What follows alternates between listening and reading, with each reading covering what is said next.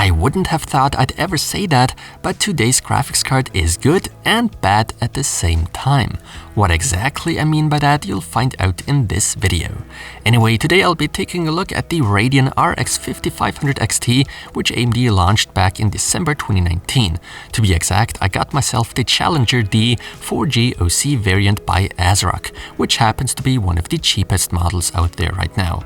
And as the naming already gives away, the model I got here is the 4GB version of the 5500 XT, because yes, if you were to pay slightly more, you could easily end up with 8GB of VRAM. For today's test, however, I intentionally decided to grab a 4GB card, since it would make up for a quite interesting comparison between AMD and Nvidia. This ASRock GPU with 4GB can be had for roughly $180 currently, but that depends on where you shop at. Nvidia also does have an interesting little GPU in this price range, well, sort of. That being the GTX 1650 Super. Not too long ago, I've even uploaded a review of it. The 1650 Super can only be had with 4GB, so that's why I wanted an RX 5500 XT with 4GB too. And the results I got are not just impressive, but even slightly shocking at times. Like several times before already, I'd like to give a quick shout out and thanks to Georgios from the German PC hardware shop named Equipper. As always, this is no sponsoring whatsoever, just me thanking them for their fast delivery and the small discount I got. Alright, now this graphics card by the AIB ASRock, yes, since last year, if I recall correctly, ASRock has entered the market for selling their own AMD GPUs, and they often happen to be one of the more affordable options. Well, that is if you don't go for their premium SKUs in the mid or high-end range of graphics cards.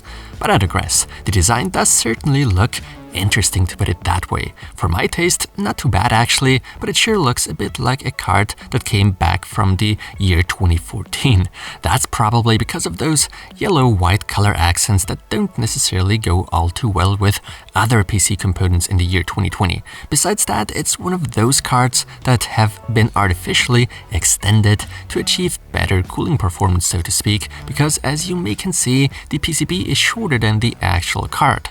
In terms of looks, it sure isn't the hottest out there, but for a GPU below the $200 mark, I hope you don't expect to get perfect aesthetics anyway. The function is given here after all, and that's what mainly matters, right? Besides, ASRock has actually slapped a metal backplate onto their 5500 XT. That's a nice touch. In order to provide juice to the GPU, you will require an 8-pin PCIe power connector. And when it comes to video outputs, we get the big guns as seen even on the RX 5700 XT cards. By that I mean 3 DisplayPort and 1 HDMI output. And while we are at it, I will remind you, unlike many of you wish, this is still 1st Gen Navi by AMD, therefore RDNA and not RDNA 2. What I personally quite like about today's version by ASRock is the fact that we get semi-passive cooling on here. You know I love that feature on GPUs. Why, you ask? Well, first of all, no noise coming from the fans at idle. Secondly, no unnecessary dust buildup. And my third reason, a longer fan lifespan. Furthermore, I believe it was a good decision made by ASRock to go for 2 bigger fans instead of smaller ones, meaning they work quite effectively and don't really get too loud under load. The GPU is audible, but that's about it. The bottom line is, it's a pretty damn quiet graphics card. Now for the spec comparison, I've decided to bring in the GPU of the competition, the GTX 1650 Super by Nvidia. At least I, for my part, look at it as the 5500 XT's counterpart, but opinions surely will differ. Both come with 4GB of GDDR6 video memory, on paper a 128-bit bus width, and other than that, fairly similar, albeit slightly different specs. But then again, we can't seriously compare shader units, clock speeds, etc. between AMD and Nvidia. It's not the full story. But since I don't want to drag this video out any longer, we'll now take a look at the test results I got. I've ran the tests at Full HD 1080p and WQHD 1440p. Now, that's what I got.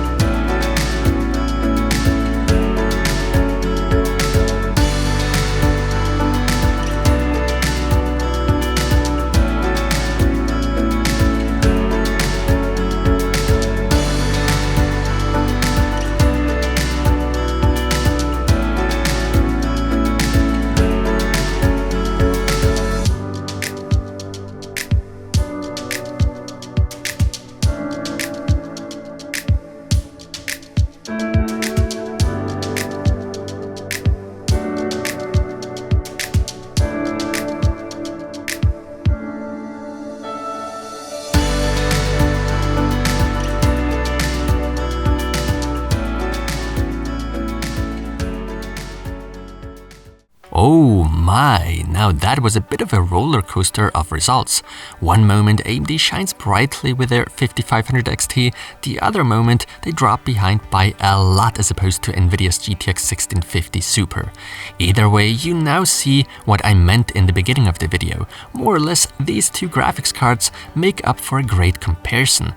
Basically, both are capable of delivering roughly 50 to 60 FPS on average at a screen resolution of Full HD 1080p and at maxed out graphic settings. This obviously doesn't apply to each and every game title out there. With some games, you just need to accept the fact these are no beastly GPUs that tear through games. No, you might have to adjust the settings a little. By that I mean lowering those. Nonetheless, for GPUs costing less than $200, the performance is not bad. But as I've already said in my review of the GTX 1650 Super, be warned, 4GB of VRAM for today's standards really isn't all that much to work with. Sure, the majority of games will still run well, but I'm certain there are in fact games out there now that can't properly run with just 4GB. In my test parkour I didn't have such a game though. Just like I did with the GTX 1650 Super, I wanted to show you guys the VRAM usage in Red Dead Redemption 2. At the time of testing though, MSI Afterburner didn't have the option of displaying that. But it doesn't matter since I already know what the usage in Red Dead is like with the Nvidia card. We are talking of roughly 3.5 to 3.8 GB at Full HD maxed out settings. So that's obviously very much at the very limit, which should give you an idea on how long you might be able to properly use such an entry-level GPU. It for sure is not a long-term solution for 2 to 5 years by any means. So one could ask oneself, is it even worth it? It might as well be wiser to pay a little more money right away. And that doesn't just apply to the memory situation. The performance certainly is at its limit with 50 to 60 FPS on average in-game. In the future, things can only go downhill and fast. But then again, you also have to look at it from a different perspective. Not everyone might be able to afford a mid-range or high-end graphics card. Often a purchase is simply dictated by the available budget, and I'm sure we've all been there at some point.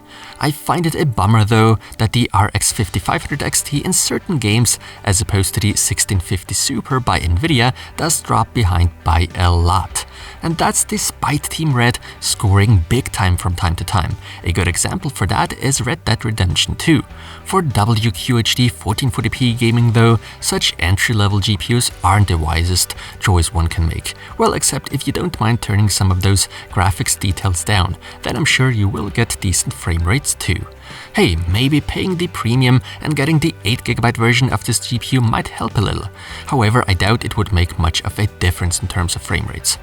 When it comes to temperatures and power consumption, there's not much I need to say here. It's all good, although the 5500 XT does consume a bit more power than the 1650 Super does. But in my opinion, it's not a big deal at all. So if you're on a budget, this ASRock RX 5500 XT Challenger D4G OC is actually a GPU I could recommend buying.